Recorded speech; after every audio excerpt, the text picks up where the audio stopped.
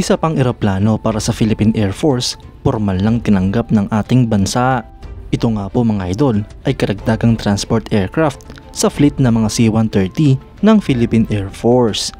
Yan ang pag-uusapan natin, pero bago yan, kung bago ka lang sa aking channel, ay huwag mong kalimutang mag-like, subscribe at i-hit mo na rin ang notification bell button para lagi kang updated sa mga bagong videos natin.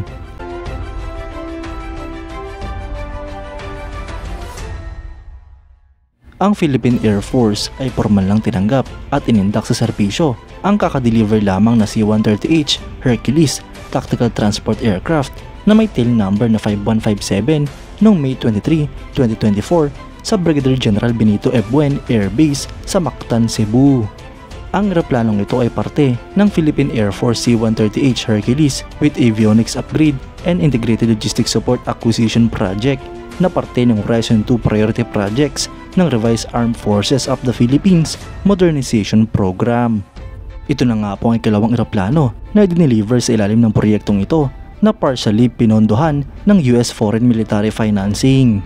Ang Philippine Air Force ay may plano mag-procure ng ilan pang mga gamit ng C-130 Hercules na transport aircraft. Ang Estados Unidos ay nagpahayag na pwedeng mag-provide ng ilang units bilang parte ng Security Sector Assistance Roadmap para sa Pilipinas. Ang planong pag-acquire sa mga karagdagang eroplanong ito ay bukod pa sa existing na acquisition para sa tatlong brand new na C-130J30 Super Hercules Transport Aircraft. At bukod pa nga po dyan mga idol ay meron pang plano para sa pag-acquire ng additional na mga brand new na C-130J Super Hercules sa ilalim ng Horizon 3 phase. Bilang parte ng Philippine Air Force na itulak ang improvement para sa overall airlift and transport capabilities gamit ang limited na pondo na inallocate sa kanila. Ang serbisyo ay nagkaroon ng acquisition para sa mga surplus ngunit refurbished na Lockheed C-130 Hercules Heavy Tactical Transport Aircraft mula sa US government. Ito nga po ay parte ng shopping list sa ilalim ng Horizon 2 Phase Priority Projects ng Revised Armed Forces of the Philippines Modernization Program simula fiscal years 2018 hanggang 2022. Dahil ang Pilipinas ay existing at long-time user na ng C-130 Hercules, nakita ng Philippine Air Force na logical at practical na bumili ng mga surplus na C-130 aircraft na pasok sa ating budget. Ito nga po ay isang mas magandang alternative kung ikukumpara sa pagbili ng mga brand new na eroplano na kapareho ang laki ngunit konting units lamang ang ating mabibili. Ang end user ng proyektong ito ay ang 228th Airlift Wing ng Philippine Air Force kung saan tumanggap sila ng dalawang eroplano. Ito nga po ay may budget na mahigit sa 2 billion pesos. Ang acquisition mo dito mga idol ay US Foreign Military Sales and Foreign Military Financing Program. Ang majority nga po ng pondo para dito ay mula sa GAA funds gamit ang AFP Modernization Program Trust Fund na babayaran via multi-year obligatory allocations, habang nagbigay nga rin po ng parte ang US Foreign Military Financing Funding.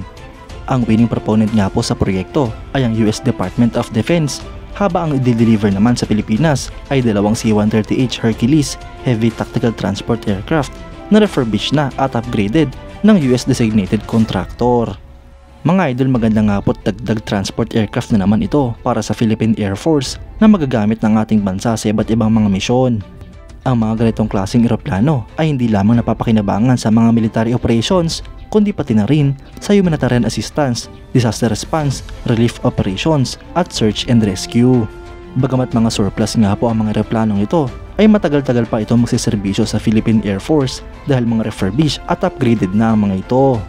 Hindi naman nga po pinapabayaan ng Philippine Air Force ang modernization program kaya't merong existing na acquisition project para sa tatlong brand new na C-130J30 Super Hercules. Kapag nakompleto nga po ang lahat ng acquisition project na ito, ay siguradong malaking boost ito para sa Philippine Air Force lalo-lalo na sa kanilang mga capabilities.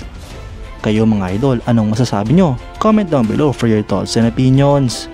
At yan nga lang po ang pag-uusapan natin ngayon mga idol. Maraming salamat sa panonood. Huwag nyo rin kalimutang mag-like at subscribe bilang suporta sa ating channel. Mabuhay kayo mga idol!